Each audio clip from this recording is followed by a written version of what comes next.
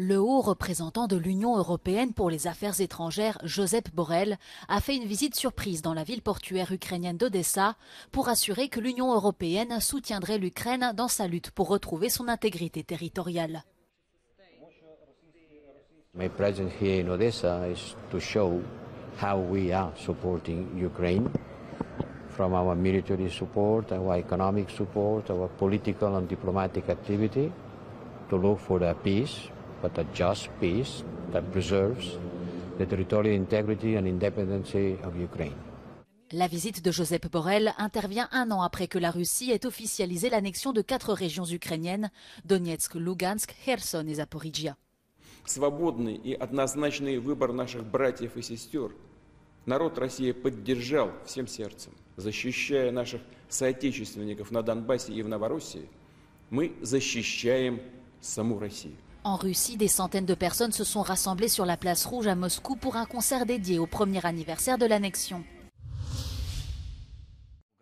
Près de 250 armateurs ont répondu ce samedi à l'invitation de Kiev lors d'une conférence internationale sur l'industrie de défense. Le gouvernement ukrainien cherche ainsi à accroître la production d'armes dans le pays pour repousser la Russie hors de son territoire et réduire sa dépendance aux livraisons d'armes des États-Unis et d'Europe. Le président ukrainien a déclaré que ce nouveau pôle industriel a été convenu avec son homologue américain.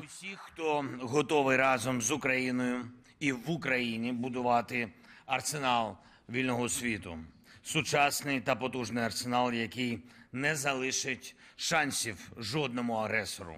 Au cours du forum, Volodymyr Zelensky a annoncé la création de l'Alliance des industries de défense et ajouté que 13 entreprises de défense avaient déjà signé sa déclaration. Pour soutenir la coopération et développer un complexe industriel, l'Ukraine envisage de créer un fonds spécial alimenté par les dividendes provenant des ressources de défense de l'État et les bénéfices provenant de la vente des actifs russes confisqués. Le flux de départ ne se tarit pas. Le nombre d'Arméniens ayant quitté le territoire du Haut-Karabakh a dépassé les 100 000, selon le Premier ministre arménien Nikol Pachinian. D'après les chiffres officiels, environ 120 000 Arméniens vivaient dans l'enclave avant l'annonce de la spectaculaire dissolution de cette république séparatiste autoproclamée plus tôt dans la semaine. Yerevan a demandé de l'aide de l'Union européenne pour faire face au flux de réfugiés et pour obtenir de l'aide médicale et des hébergements d'urgence. Côté azerbaïdjanais, les autorités ont commencé à démanteler les avant-postes militaires abandonnés des séparatistes arméniens. Ceux-ci ont été obligés d'abandonner le territoire conformément à l'accord de cessez-le-feu négocié par la Russie. Dans une Arménie débordée par les exilés, la colère gronde. Les opposants au Premier ministre Nikol Pachinian, accusés de passivité face à la victoire éclair de Bakou, ont organisé un rassemblement après avoir mis en sourdine ces derniers jours leurs critiques. Des diplomates, de proches conseillers et des hommes de terrain.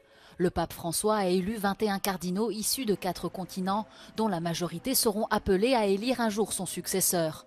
18 des 21 nouveaux cardinaux ont moins de 80 ans et sont donc actuellement éligibles pour voter en tant que cardinaux électeurs lors du prochain conclave. Ils font également partie des 99 cardinaux électeurs créés par François, représentant environ les 3/4 du total. Le souverain pontife a déclaré que leur diversité géographique servirait l'Église comme des musiciens dans un orchestre. Au printemps dernier, le groupe swing de Jan Smigmator jouait au Carnegie Hall. Aujourd'hui, il tente une expérience différente. Un concert sous terre dans un ancien dépôt d'ogives nucléaires soviétiques appelé Yavor 51, aujourd'hui transformé en musée de l'atome.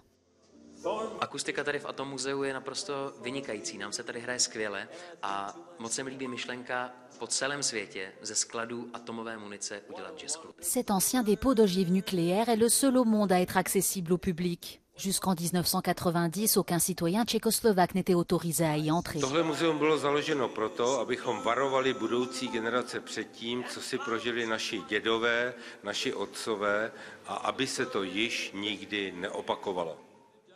Les concerts que ce musée organise ont pour but de contribuer à une sensibilisation plus large aux dangers nucléaires. Dnešní vzkaz z bývalého úložiště jaderných hlavic zní jasně: Make art not war. Jiří Skácel, Euronews, Brdské lesy.